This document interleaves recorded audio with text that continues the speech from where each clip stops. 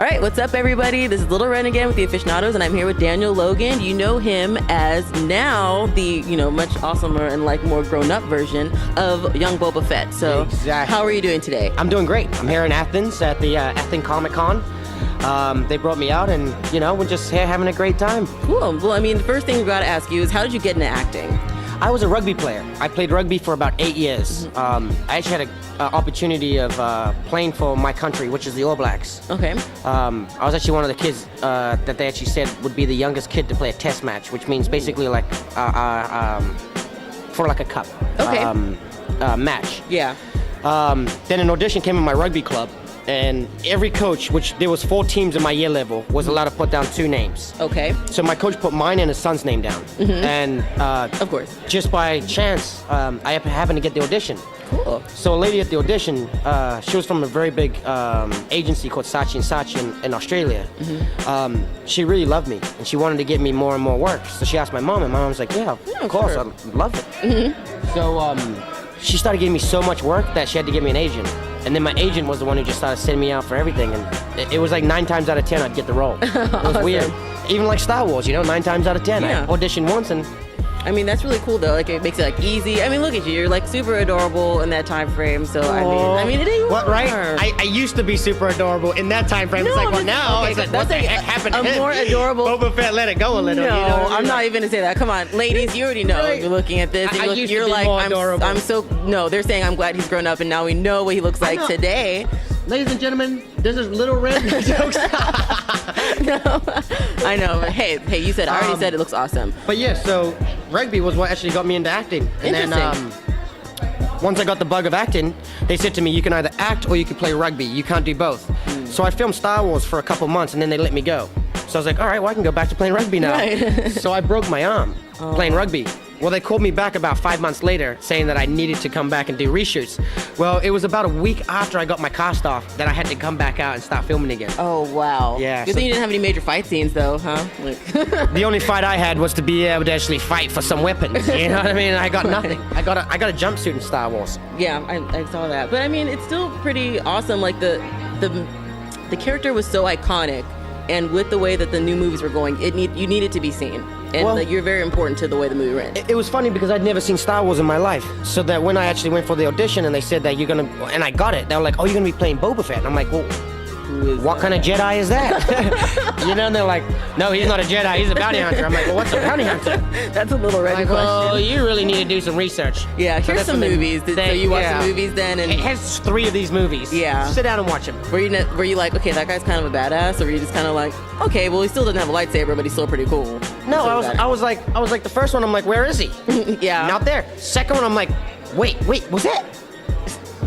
That wasn't it? Pause, rewind. Yeah, exactly. And then the Slow third down. one, it was almost as bad. So you didn't really get much to learn from. Right. I had to really create within. And I almost took my imagination of who Boba Fett really should have been and how he should have been raised.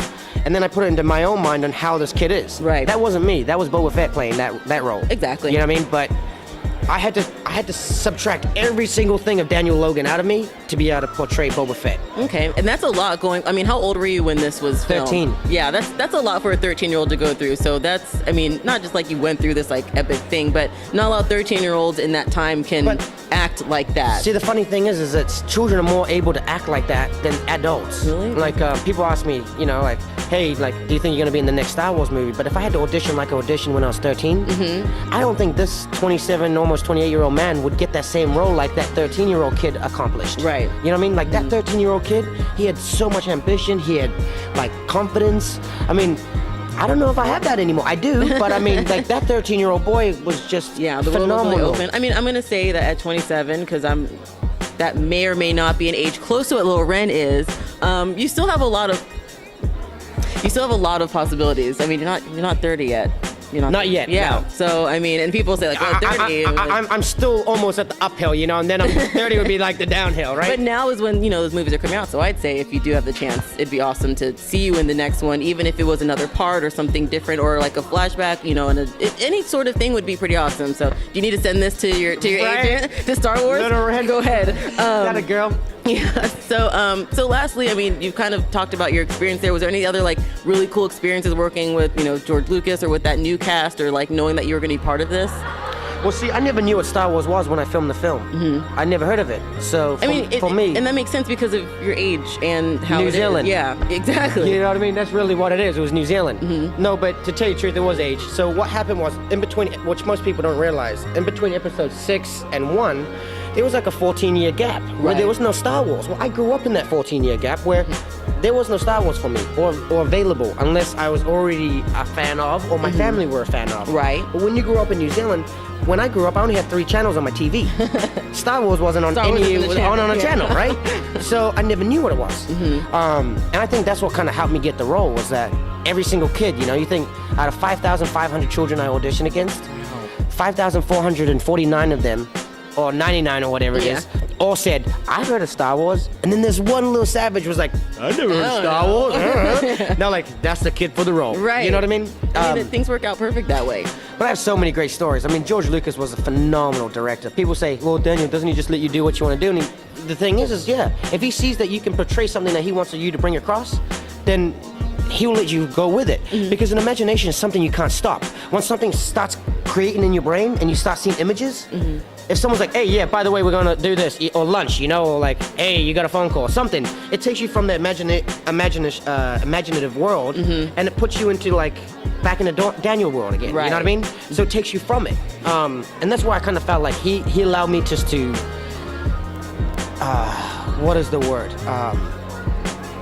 Like improvise or just Well, it was improvised. I mean, it was explore. I got to explore Boba Fett as a 13-year-old kid on my journey in life and his journey at the same time. Awesome. But I mean, every single actor, I mean, I love everybody that I got to work with. Ewan McGregor was one of my best friends on set. Oh man, that makes me sad because he's so awesome and lovely, and you got to talk to him. Well, see, the thing is people are like, oh, he must be nice, he must be great. But it's like, you don't realize how wonderful this guy is. He had a 5-year-old daughter at the time when we were filming Star Wars. It was 14 years ago. She's probably about 19, 17, 9, between that age. Well, he had taught her how to speak 5 languages by 5. Wow. 6. Were any of them languages from the movie? No, well, because the language from our movie was Maori, which is my national language from New Zealand. Really? Yeah. I did not know that. I just learned something new. Hopefully you guys did too.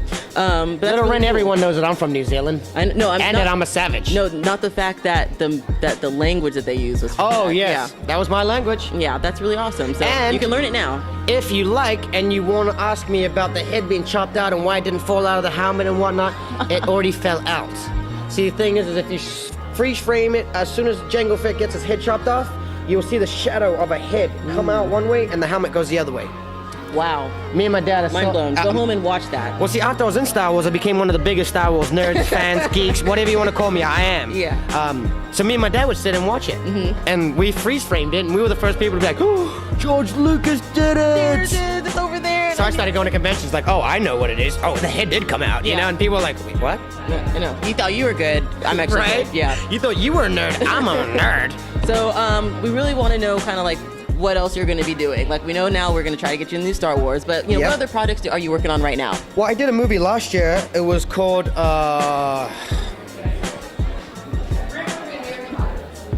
It was called Awesome Movie. It was called, I just had it on the tip of my tongue. Griddle House. I did the Griddle House last year. Okay. That was filmed out of Arizona. I think it's going to come out this year. Ooh, Arizona. It has Chris McCarpenter in it, Claire Kramer, Del from Buffy. I forgot his name. There's quite a good cast in it, actually. Okay, Griddle House. We'll be looking at that. We'll put a link to like IMDb and like Griddle their House. promo. And then also, I'm about to start filming a movie this year. It's called Trails End, I think. Oh, okay. Yeah, Trails End. And I'm about to start doing that one this year. All right, awesome. So we're gonna keep up with you. I mean, like we're kind of out of time for now, but it's been awesome talking to you. You've given us some great insight on the movies, great insight on just like your acting. So, hope you guys can make it out to anything that you're coming to again. If you go to any conventions, let us know. We'll let them know. Exactly. And thank you for talking with us today. It's been wonderful. You're very welcome. I appreciate it, Lil Red. Thank you. And you know what? Stay tuned because the Sailor Moon girls are next. Oh, he knows our schedule. All right, we'll see you guys soon. See ya.